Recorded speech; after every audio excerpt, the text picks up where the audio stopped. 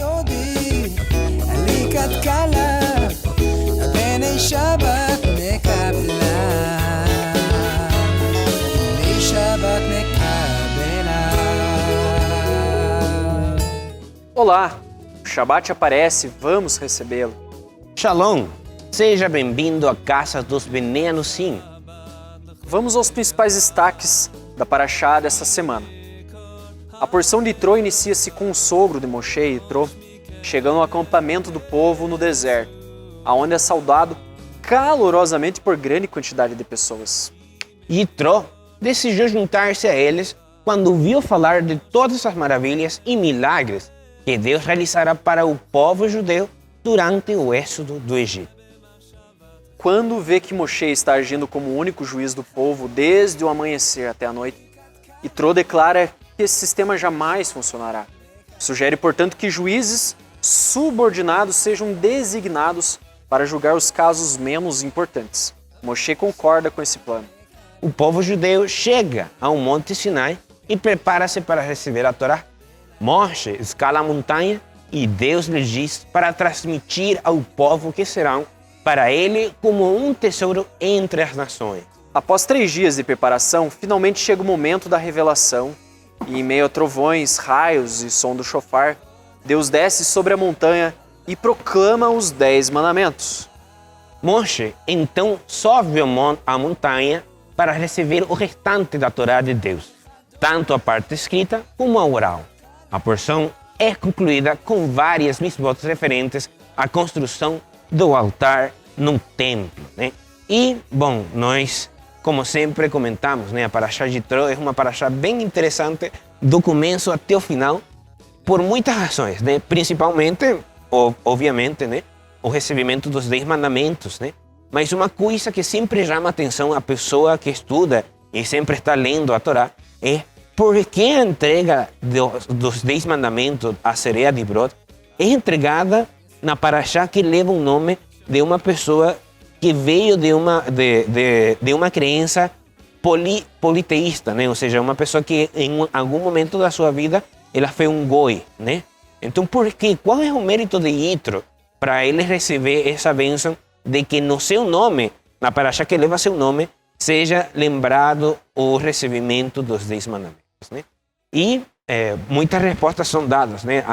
Uma das particulares que eu mais me lembro agora, né, é o caso de que realmente aquele conselho que ele deu a Moshe Rabbeinu de que ele legasse, ou seja, entregasse uma parte da responsabilidade a pessoas capacitadas dentro do povo, isso fez que Moshe entendesse que também o povo estava capacitado, né? Porque se bem Moshe é o mais humilde de todos os homens que já moraram na terra, muitas vezes, quando a gente está na correria, ou seja, quando a gente está no trabalho, muitas vezes a gente se concentra tanto no trabalho que toma cabida aquele pensamento de que se eu não faço, possivelmente não vai ficar bom, né? Mas Yitro, ele trouxe uma lembrança para Moshe de que, sim, existem pessoas que estão preparadas para receber também um cargo, uma participação ativa dentro de todo esse sistema de julgamento, e dentro de todo esse sistema de condução, de pacificação do povo, né? Então, quando tem paz, quando em um lugar há paz, em esse lugar também está a presença do Eterno, né? E por isso é que o povo, em esse momento, ele encontrou paz e foi nesse momento que o Eterno decidiu, é hoje, é agora, neste momento, que os Bnei Israel estão preparados para receber a Torá, né? E por isso é que na Parashá de Yitro, o sogro de Moshe Rabbeinu, é entregado estes 10 mandamentos, né? E o Pirkei Avot, ele faz a seguinte pergunta: quem deve ser considerado sábio? Né? Aí ele responde que sábio é aquele que aprende de todas as pessoas. Uhum. E a gente percebe esse comportamento na vida de Moshe, né? Então, apesar de seu sogro ter sido idólatra, ele aprendeu, né? Então ele ouviu aquele conhecimento aparentemente secular, né, a respeito de uma atribuição de Moshe, né? Então Moshe comenta o texto que ele trabalhava da manhã até a noite. Então duas coisas que a gente percebe nesse fato, né? Moshe não tinha preguiça de trabalhar em causa do povo, né? E Moshe era humilde e sábio a ponto de ouvir os conselhos de seu sogro. Sim. Né? E uma coisa interessante também, e essa paraxá não trata, mas a gente não pode esquecer o contexto, é que Moshe, ele teve que sair do Egito e teve que viver um exílio no deserto junto com seu sogro. É Midian. Exatamente. Então ele viveu ali um exílio longe do seu povo, digamos assim, né? E em Midian ele conseguiu ali ter um suporte que permitiu que ele fosse o libertador de Israel. Né? E isso é muito interessante. Um outro fato que eu achei interessante também é que fala que Itró ele foi encontrar Moshe porque ele ouviu os grandes feitos que estavam sendo feitos com o povo de Israel, né? Então ele é uma pessoa que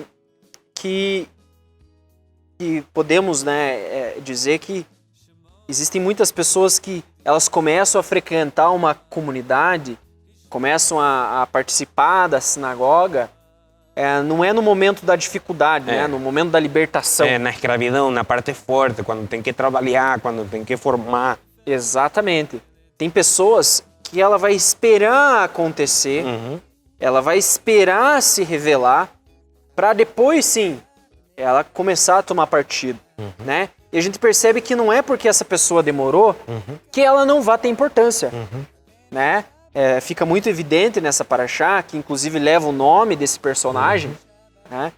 Que ele ajudou a contribuir muito para que Moshe tivesse tempo de qualidade para disponibilizar para os seus liderados. Sim. Né? Então, aquela divisão de tarefas, né? Muitas vezes as pessoas querem sobrecarregar umas às outras, pensando não ter capacidade. E o texto ele fala que foi entregue cada um a sua capacidade. Sim. Né? Então, uma pessoa ela tem a capacidade, às vezes, de varrer o chão. Às vezes uma pessoa tem a capacidade de acolher os aflitos, de acolher o órfão, a viúva, né? Ou então de dar conselhos. Né? Outro tem a capacidade financeira, né? De contribuir financeiramente, que foi inclusive o que a paraxá anterior fala, que os egípcios praticamente expulsaram o povo judeu entregando seus bens materiais. Tesouro, roupa, calçado, tudo que tinha, eles entregaram para que eles saíssem, né? Exatamente. Então a gente percebe que todos têm uma contribuição dentro do povo de Israel, em escalas diferentes, mas todos têm sim a sua contribuição. E os Bnei Israel, ou seja, uma coisa que eu sempre destaco muitas pessoas, ou seja, Moshe Rabbeinu, ele poderia ter feito tudo. Ou seja, se fosse assim, Moshe Rabbeinu, ele tivesse saído de Misraim, ele com Arão e Miriam, e tivesse dado, o Eterno tivesse entregado para Moshe Rabbeinu a Torá, porque ele estava preparado para receber a Torá. Ele recebeu a Torá e ele possivelmente não tivesse falado como falou o povo de Israel.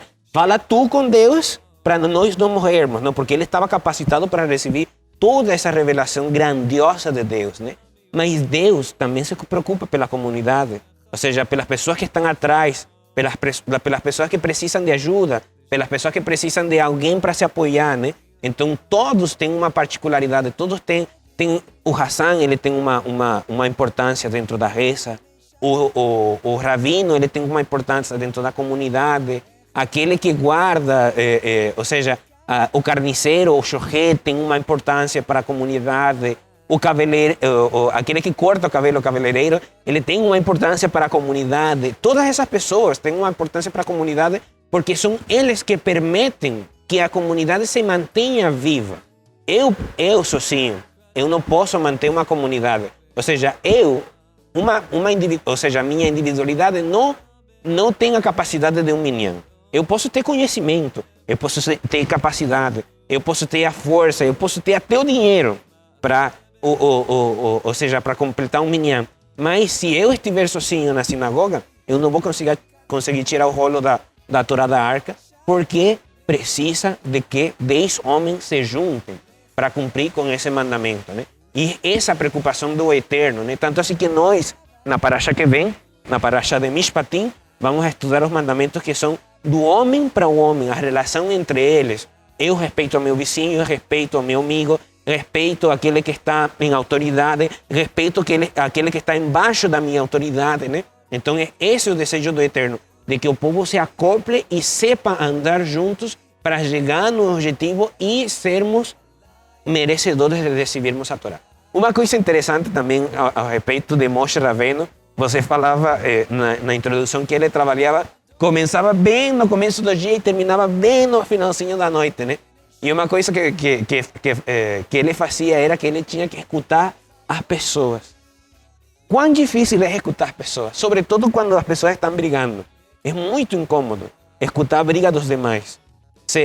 Ou seja, o simples fato de estar em um lugar onde tem uma briga já incomoda, já você se sente incomodado pela situação, não? Imagina escutar briga tras briga todos os dias, de todas as pessoas, diferentes pessoas, mas todas brigando, né? Então era esse o trabalho que estava fazendo Moshe Rabbeinu em esse momento, até que chegou Yitro e falou, viu, não, isso não dá certo.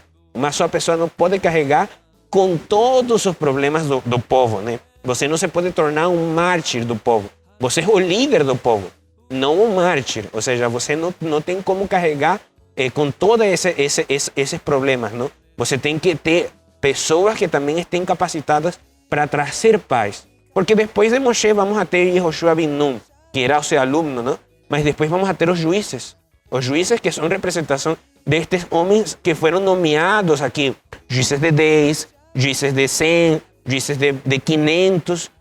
Em lembrança de esto que está acontecendo aqui da Parashá de Yitro, nós vamos a ter os juízes que vão a liderar o povo de Israel em esse período de tempo até chegar na monarquia, né? Então era importante, ou seja, ter pessoas capacitadas era importante, né?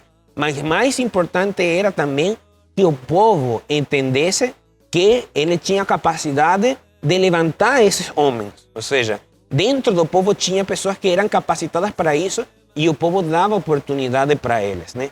E é interessante, não, ver essa capacidade de que não dependia só de Moshe o julgamento do povo, sino que agora também outras pessoas, outras caras novas, outras pessoas que tinham, até poderíamos falar que tinham mais preparação em certos âmbitos, em outras coisas, pues, mais que Moshe, para ser julgados, para que julgaram o povo, né? Que tiveram essa oportunidade de receber esse juízo de outros homens, né? E existe um ponto também interessante. Muitas pessoas pensam que para viver uma vida espiritualizada ele precisa esquecer do mundo secular, precisa esquecer...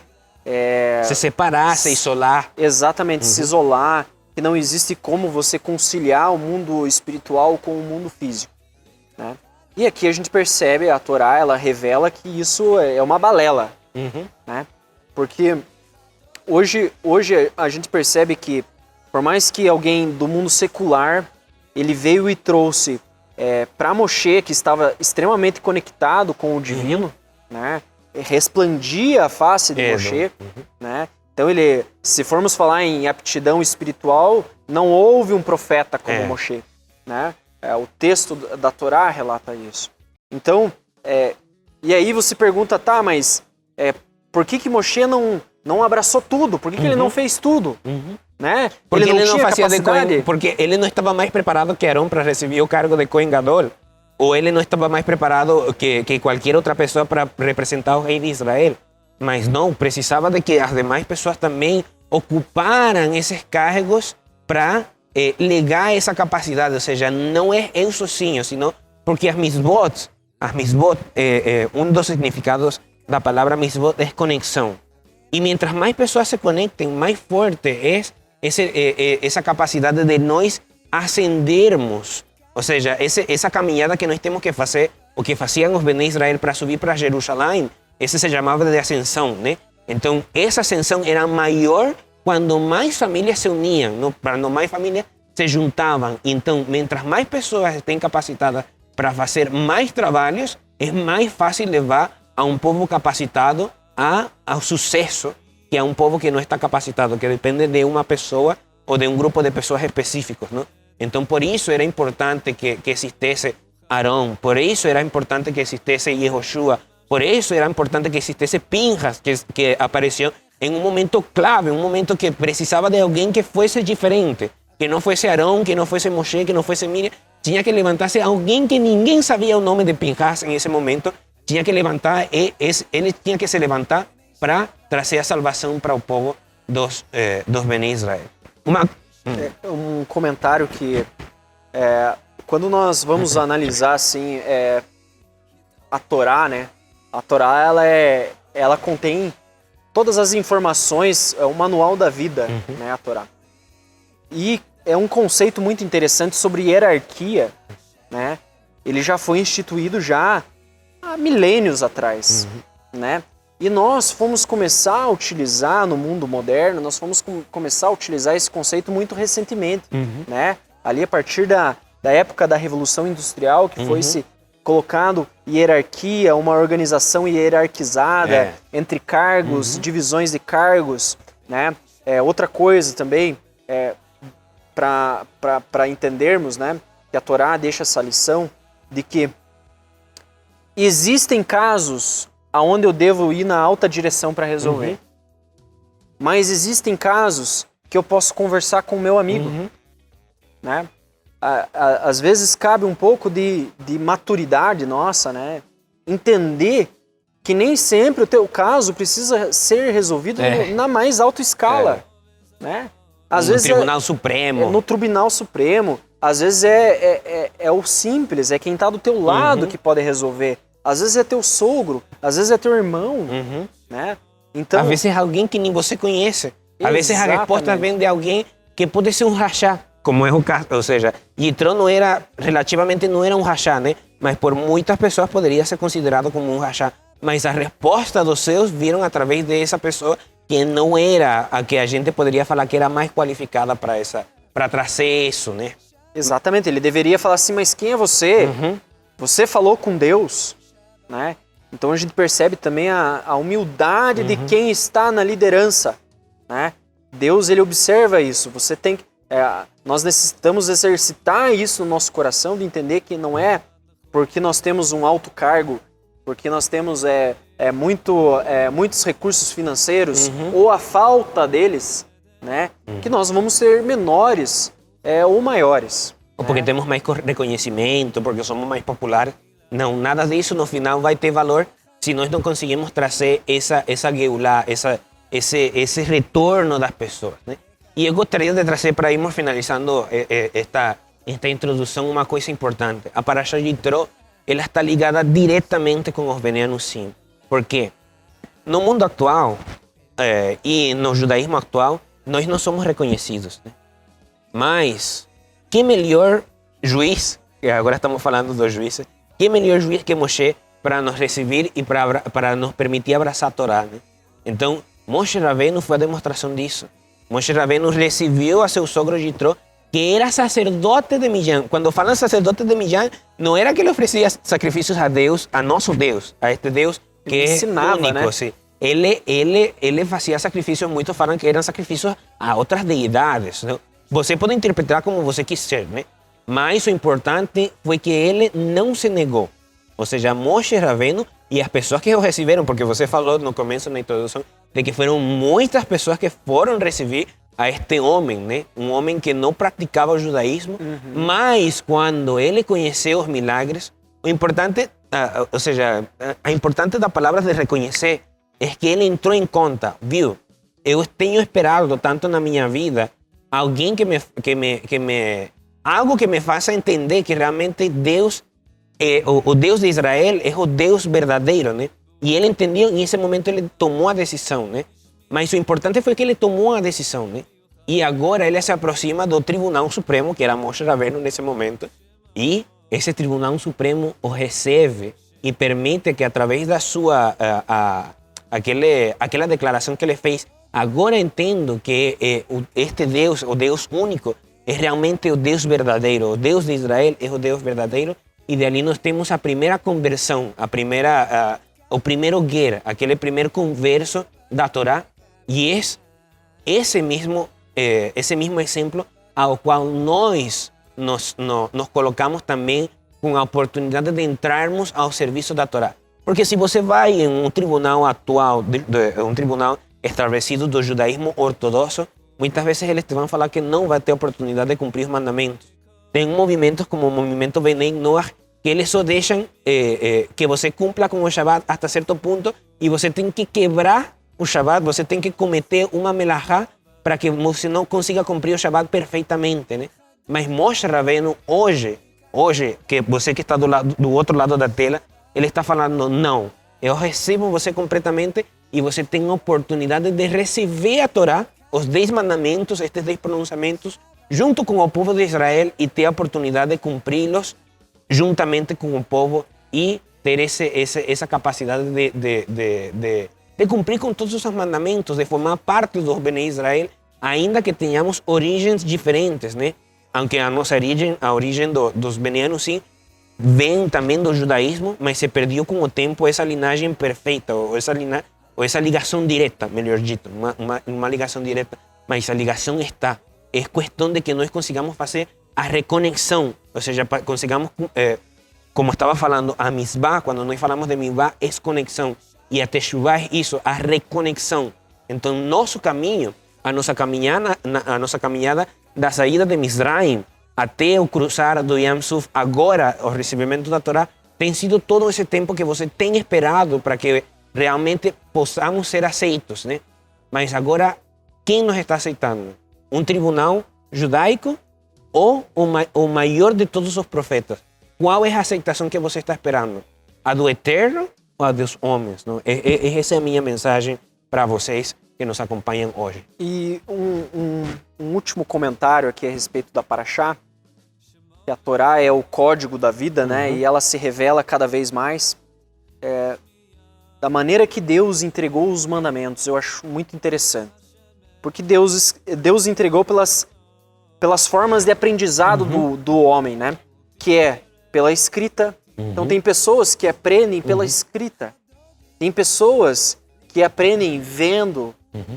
Tem pessoas que aprendem ouvindo. Tem pessoas que aprendem fazendo. Né? Então, olha o código que a Torá nos ensina, né? Sobre os métodos de aprendizado. Então, mostra também uma sensibilidade de revelar-se da maneira que você está apto a entender. Não está além dos céus, né? Não está do outro lado. Não está do outro lado do mar. Ele está ali, escrito, falado, visto, praticado, né? E as mitzvot, elas são exatamente isso. Elas nos permitem realizar não só no mundo espiritual, mas também no mundo físico.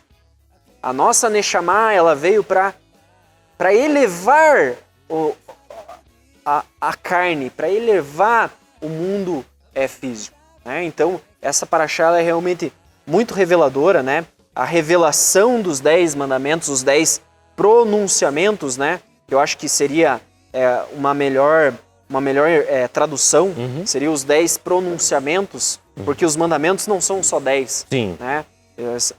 São 613 mitzvot, de acordo com Moshe ben Maimon, né? Maimonides. Então, a Torá ela se revela nas mais diversas formas. Né? Não é somente na escrita, não é somente falada, mas sim nas mais diversas formas. E isso e muitas outras coisas serão comentadas nesse Shabat pelo mais competente do Minyan. Que fala de Anusim para Anusim?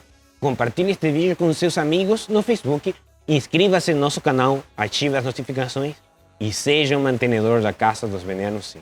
Esta programação é compartilhada com os ouvintes da Rádio Judaica Portuguesa. Shalom! Shalom, até mais! לך דודי, לקט קלה, הפני שבת מקבלה.